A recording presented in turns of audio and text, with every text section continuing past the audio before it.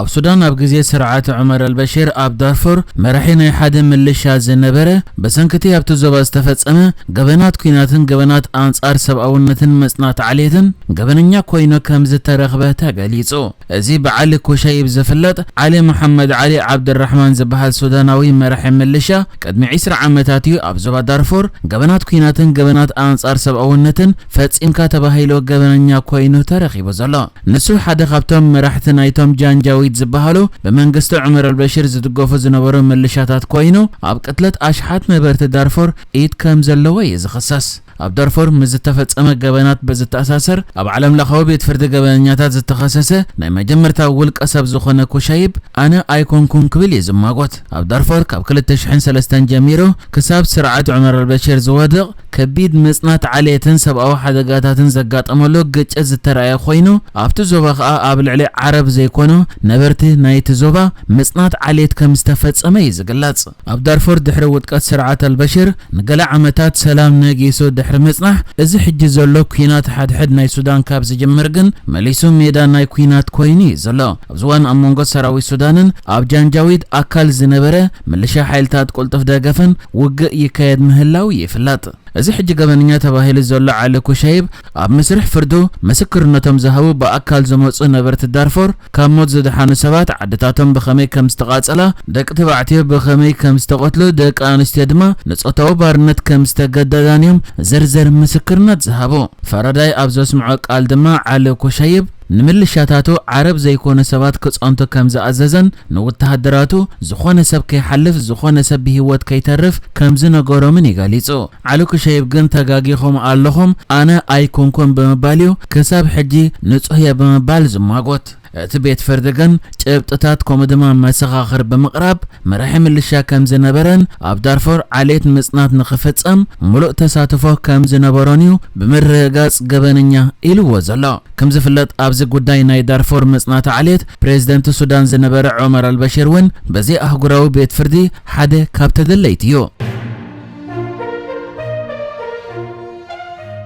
ባንክ ዓለም ኤርትራን ኢትዮጵያን ዝርከበን ሃገራት ትሕተ ሰሃራ ኣፍሪቃ ኣብዚ ዓመት ብ3.8 ሚእታዊት ቁልጡፍ ዕብየት ከም ዘመዝገበ ኣፍሊጡ። ባንክ ዓለም ኣብቲ ኣውፂዎ ዘሎ ጸብጻብ ሓንጸጽቲ ፖሊሲ ናይዘን ሃገራት ንዋጋታት ንብረት ንምርግጋእ ዝገብርዎ ጻዕርታት ከም ሓደ ምኽንያት ክጠቅስ እንከሎ ኣብ ዝቕጽሉ 2 ዓመታት ድማ ዕብየት ክቕጽል ምዃኑ ኣመልኪቱ። እቲ ዕብየት ኣብ ወርሒ ሚያዝያ ካብ ዝነበረ 3.5 ሚእታዊት ዝቐልጠፈ ከም ዝኾነን ኣብ ከም በዓል ኢትዮጵያ ዝኣመሰለ ሃገራት ድማ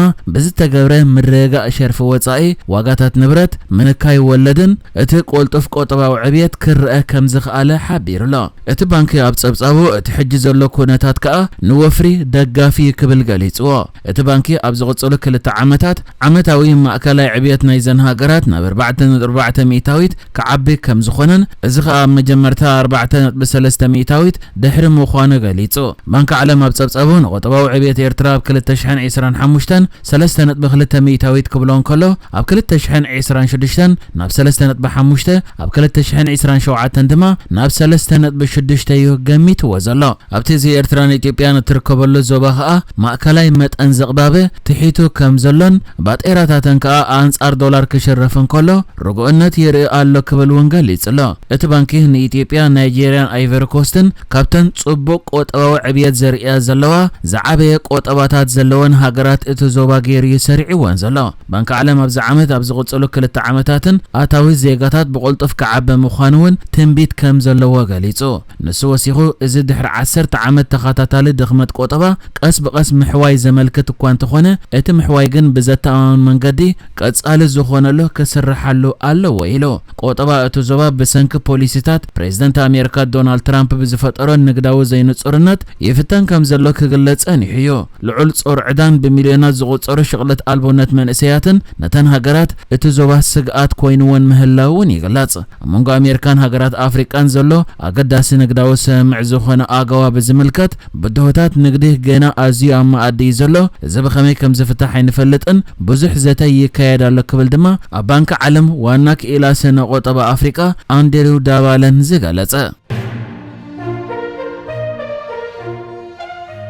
ኢትዮጵያን ፓኪስታንን ኣብ ወተሃደራዊ መዳያት ከምኡ ድማ ኣብ አቪዬሽን መተሓባረን ከዕብያ ተሰማሚዐን እዘን በተደጋጋሚ ብላዕለዎት ሰበስልጣናት ረከባት ብምግባር ኣብ መዳይ ምክልኻል ብፍላይ ድማ ኣብ ምዕላም ከምኡ ድማ ናይ ኣጽዋራት ቴክኖሎጂ መተሓባራት ክገብራ ዝረዳድኣ ዘለዋ ሃገራት ሕጂ እውን ኣብ መዳይ ምክልኻል ከምኡ ድማ አቪዬሽን መረዳእ ክገብራየን ኣብ ኤምባሲ ኢትዮጵያ ኣብ ኢስላም አባድ ርእሰ ከተማ ፓኪስታን ኣብ ዝተገብረ ርክብ ከም ዝተሰማምዓ ዝተገልጸ ኣብቲ ርክብ ብወገን ኢትዮጵያ አምባሳደር ኢትዮጵያ ፓኪስታን ጀማል በክር አብዱላህ ክርከብን ከሎ ብወገን ፓኪስታን ድማ ሚኒስተር ምክልኻል ፓኪስታን ኸዋጃ ዓሲፍ ተረኺብዩ ስምምዕ ዝተገብረ ናይ ኢትዮጵያ አምባሳደር ሃገር ኢትዮጵያ መዳይ አቪዬሽን ተርእዮ ዘላ ጸብለልታ ብምግላጽ ናብ ፓኪስታን መንገዲ ኣየራ ክመጽእ ጀሚሩ ከም ዘሎን ኣብ መዳይ አቪዬሽን ድማ ምስ ፓኪስታን ከተተሓባበር ድልውቲ ምዃናን ይገሊጹ ብወገን ሚኒስተር ምክልኻል ፓኪስታን ድማ ሃገሩ ኣብ መዳይ ምክልኻል ዘለዋ ተመክሮ ምስ ኢትዮጵያ ከተካፈሎ